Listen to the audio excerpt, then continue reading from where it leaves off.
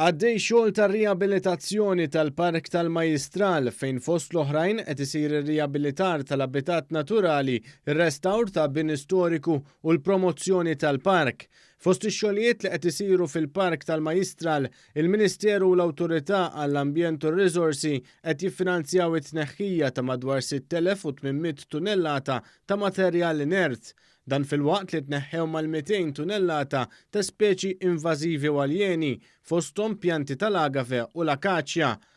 Il-Ministru għall-Ambjent, it-Tibdil tal-Klima u l-Ippjanar Aron Farrugia stqar li l-Park tal-Majistral jixraqlu protezzjoni bħala wieħed mis-siti protetti ta' Natura 2000.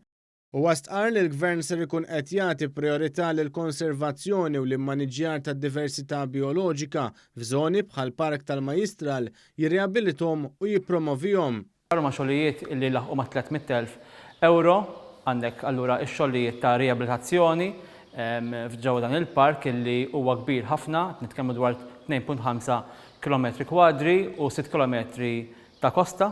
Jaħseb tagħna huwa li nresqu iktar familji Maltin lejn dan il-park biex igawdu il-ġmil naturali ġewwa pajjiżna u bħal dan se jkun hemm il-master plan illi l-fondazzjoni flimkien mal-bord se jkun intresqu fi żmien li ġej. Il-Park tal-Majistral huwa mmexxi mill-Heritage Parks Federation magħmula minn 3 għaqdiet non-governattivi din l-Art Helwa, Gaia Foundation u Nature Trust Malta.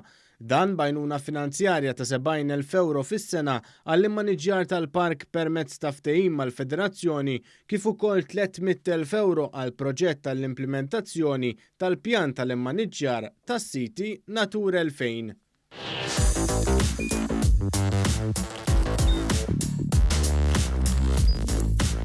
Idħol fuq one.com.mt u hemmhekk tista' tara l-programmi kollha li jxandru fuq One permezz ta' One Play.